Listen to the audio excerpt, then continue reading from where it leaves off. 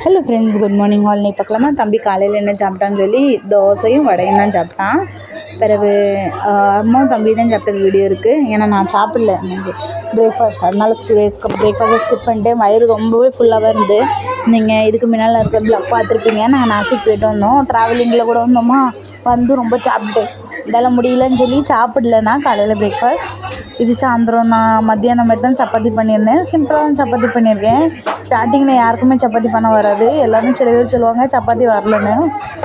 தினமும் பண்ணிகிட்டு இருந்தால் தான் சப்பாத்தி வரும். வருஷத்தில் மாதத்தில் ஒரு வாட்டி அப்படி பண்ணால் சப்பாத்தி ப்ராப்பராக வராது. தினமும் பண்ணிகிட்டு இருந்தால் பர்ஃபெக்டாக வந்துடும்.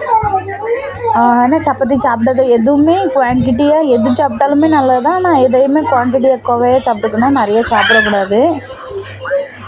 அதனால் சோறு தான் சாப்பிடக்கூடாது அப்படி சொல்லுவாங்க. சப்பாத்தி சில பேர் சாப்பிடக்கூடாதுன்னு சொல்லுவாங்க.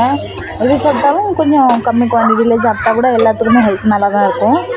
இன்றைக்கி இவ்வளோ தான் சிம்பிளாக சப்பாத்தி பண்ணியிருந்தேன். பிறகு தம்பி அடிக்கடி கேட்டுகிட்டே இருந்தான், எனக்கு ஆளுக்கு பரோட்டா வேணும்னு சொல்லிகிட்டே இருந்தான். 2 நாளாக கேட்டுகிட்டே இருந்தான். அதான் நான் நினச்சேன் இன்றைக்கி கொஞ்சம் ஆளுக்கு பரோட்டா பண்ணி கொடுத்துட்டு சாப்பிட்ருவான் அப்படி சொல்லி தான் இன்றைக்கி எனக்கும் எங்கள் அப்பாவுக்கும் சப்பாத்தி மட்டும் போட்டுட்டேன். பிறகு தம்பிக்கு பண்ணதுக்கு ஆலு பரோட்டா வச்சுருந்தேன். வேக வச்சு வச்சுருந்தேன். உருளைக்கிழங்க குக்கரில் வேக வச்சு அதில் மஞ்சள் பொடி, உப்பு, வத்தல் பொடி கொஞ்சம் உரப்புக்காக பண்ணிவிட்டு பாருங்கள் ஒன்று பண்ணிட்டேன்.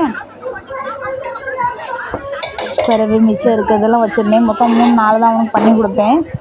அவன் சாப்பிட்டான், அவனுக்கு ரொம்பவே பிடிக்கும். அதனால தான் அவனுக்கு அவனும் பண்ணி கொடுத்துருந்தேன். வேறு எங்களுக்கு ராத்திரி சாப்பிட அப்படின்னா கூட்டு என்னென்று இருந்ததுன்னா தம்பி இது சாப்பிட்டான். ஆலு பரோட்டா தம்பி சாப்பிட்டான். வேறு சிக்கன் முட்டை கூட்டு மாதிரி பண்ணியிருந்தேன்னா ஒரு சப்பாத்தி இருந்தால் ஆலு பரோட்டா அதையும் சாப்பிட்டான். முட்டை கேச்சப் ஊற்றி சாப்பிட்டு முடிச்சிட்டான் அவன்.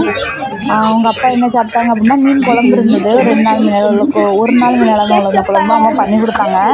அதனால் அந்த குழம்பு இருந்தது. கொஞ்சம் மீன் குழம்பு தானே நல்லாயிருக்குமென்னு சொல்லி சாப்பிட்டாங்க. மீன் குழம்பு சப்பாத்தி இருந்தது அவங்களுக்கு சாப்பிட. ஒரு சோறும் முட்டை கூட்டு இருந்தல அவ்வளோ வச்சு நாங்கள் சாப்பிட்டோம். நீங்கள் பாருங்கள் பாப்பா என்ன செய்தான்னு. அவன் தம்பி ஃபோனை தான் வச்சு பார்த்துட்டு இருந்தான். அதனால் அவங்க அப்பா ஃபோன் வேணும்னு சொல்லி அவன்கிட்ட பிடிங்கிட்டு வந்து அவன் ஃபோன் எடுத்து வச்சுக்கிட்டான். எல்லா சின்ன பிள்ளைகளும் வீட்டில் இவ்வளோ தான் செட்டப் பண்ணாங்க. எங்கள் பாப்பா மட்டும் கிடையாது. நான் நிறைய நோட்டீஸ் பண்ணியிருக்கேன். நீங்கள் உங்கள்கிட்ட எப்படிலாம் போச்சுன்னு சொல்லி எனக்கு கமெண்ட் பண்ண மறந்துடாதீங்க. வீடியோ பிடிச்சிருந்தா லைக், ஷேர், சப்ஸ்கிரைப்.